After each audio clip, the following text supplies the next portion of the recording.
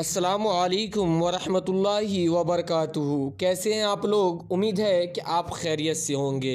मैं हूं सरफराज आलम और आप देख रहे हैं इस्लामिक ज़िक्र। नाज़रीन, आज हम आपको ऐसा वाक़या बताएंगे जिसमें कब्र के अंदर बच्चे की पैदाइश हुई। नाज़रीन, ये बहुत ही खौफनाक और बहुत ही ज़बरदस्त वाक़या है जिसको आप सुनेंगे तो बहुत ही हैरानी होगी। नाज़रीन, लेकिन अभी तक आप मेरे चैनल को सब्सक्राइब नहीं कर पाए हैं तो आप मेरे चैनल को सब्सक्राइब कर लें और साथ में बेल आइकन को दबा दें ताकि मेरी वीडियो आप तक सबसे पहले पहुंच सके। मैं रोज़ाना इस्लामिक ज़िक्र पर आपकी खिदमत में आता रहता हूं। आप मेरा सपोर्ट किया करें जिससे मैं आगे बढ़ूं, तो मैं आपकी हमेशा खिदमत करता रहूं। तो आप मेरी वीडियो को शेयर कर दिया करें, मेरी वीडियो को लाइक कर दिया करें और मेरे चैनल पे आप नए हैं तो मेरे चैनल को आप सब्सक्राइब ज़रूर कर दें। नाज़रीन, आज हम आपको एक ऐसा वाक़या बताएंगे जिसमें कब्र के अंदर बच्चे की पैदाइश हुई। नाज़रीन, ये वाक़या अफ़गानिस्तान का है कि एक शौहर सऊदी अरबिया रहता था और उसकी बीवी वह अफ़गानिस्तान में रहा करती थी। नाज़रीन, वो उसके शौहर हमेशा 2 साल 1.5 साल पर आया करता था। नाज़रीन, एक मर्तबा ऐसा हुआ कि वो जब भी आता था तो जब भी अपने घर आता था तो जब घर से बाहर परदेश निकलता तो सूरह यासीन वगैरह हर चीज़ पढ़कर दुआ कर घर से बाहर निकला करता था। नाज़रीन, उसकी ज़िंदगी का यही मामूर था कि जब भी कहीं भी जाया करता था तो वो अल्लाह तबारक व तआला से दुआ करके निकला करता था अपने घर वालों के लिए और अपने लिए, अपने रोज़ी रोज़गार के लिए, हर चीज़ के लिए वो दुआ करके निकला करता था। नाज़रीन, बहुत मुद्दत गुज़र जाती है और उसको औलाद नहीं होता, यानी कुछ साल गुज़र जाता है उसके बाद भी औलाद नहीं होता। नाज़रीन, ऐसे ही एक दिन जब वो अपने देश में वापस आया, अपने घर वापस आया, कुछ दिन रहा तो अल्लाह के फजलो करम से उसको खुशखबरी मिली कि उसका औलाद होने वाला है। नाज़रीन, औलाद होने की खुशी में वो बहुत ही ज़्यादा खुश हो जाता है और अल्लाह तबारक व तआला से दुआ भी करता है अपने औलाद के लिए कि अल्लाह सही सलामत इसे दुनिया में भेज दे।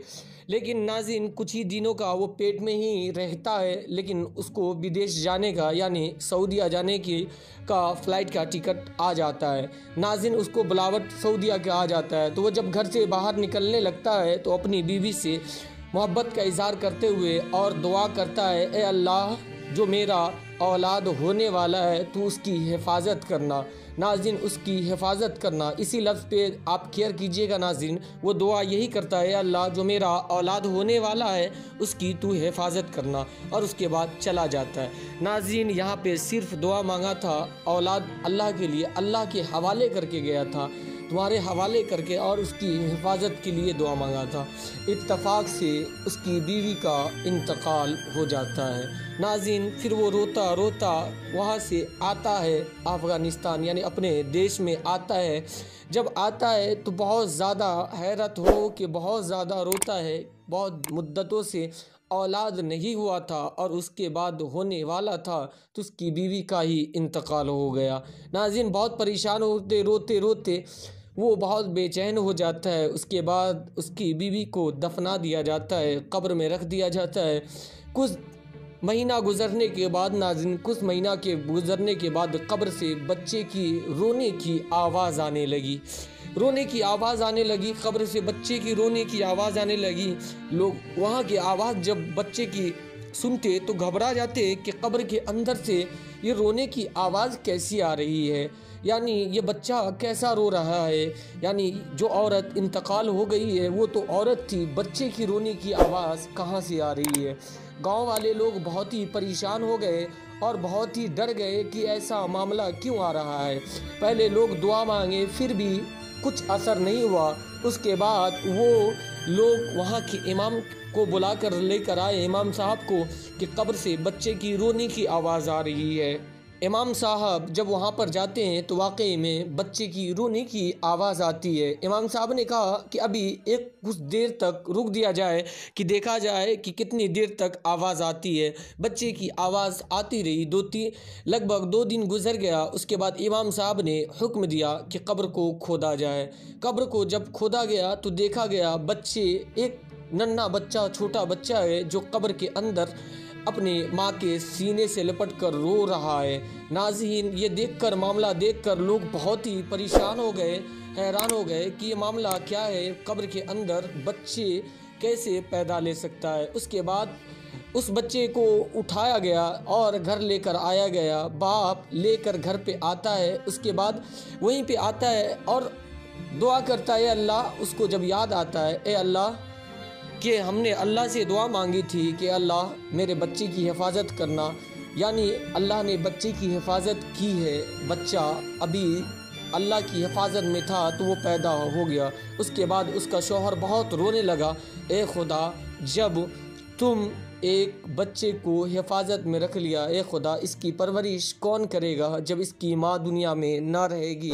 تو اے خدا، اس کی پرورش، اس کی ذمہ داری اور اس کا ہر چیز کون کرے گا ادا؟ اے خدا، حفاظت اس کی ماں کا بھی کر دیتا تو۔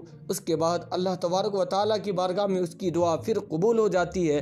اللہ پھر سے اس عورت کو زندہ کر دیتا ہے، جو عورت قبر کے اندر مر چکی تھی، یعنی دنیا سے جا چکی تھی، رخصت ہو چکی تھی، انتقال ہو چکی تھی، وہ پھر سے زندہ ہو جاتی ہے اور اپنے بیٹے کو سینے سے لگا کر۔ یہ معاملہ دیکھ کر لوگ حیران ہو گئے اور اللہ کی شان میں حمد و ثنا کرنے لگا ہے کہ اللہ کی قدرت، اللہ کی شان بہت بڑی ہے۔ اللہ جسے چاہے زندگی دے سکتا ہے، جسے چاہے موت دے سکتا ہے۔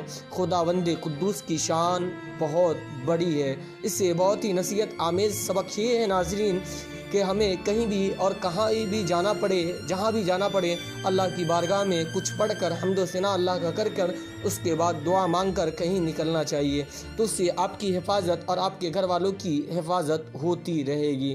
ناظرین، یہ بہت ہی اچھا واقعہ ہے، اس کو شیئر کریں، زیادہ سے زیادہ شیئر کریں تاکہ لوگ جانیں، اور دعا مومنوں کی ہتھیار ہے تو دعا مانگتے رہیں، اس کے ذریعہ آپ بھی ثواب پائیں گے اور ہمیں بھی ثواب ملے گا۔ زیادہ سے زیادہ شیئر کریں، اور میرے چینل پہ آپ نئے ہیں تو میرے چینل کو آپ سبسکرائب کر لیں اور ساتھ میں بیل آئیکن کو دبا دیں تاکہ میری ویڈیو آپ تک سب سے پہلے پہنچ سکے۔ میں اسی طرح کی ویڈیو لے کر آتا رہتا ہوں۔ آج کے لیے اتنا ہی۔ السلام علیکم ورحمۃ اللہ وبرکاتہ۔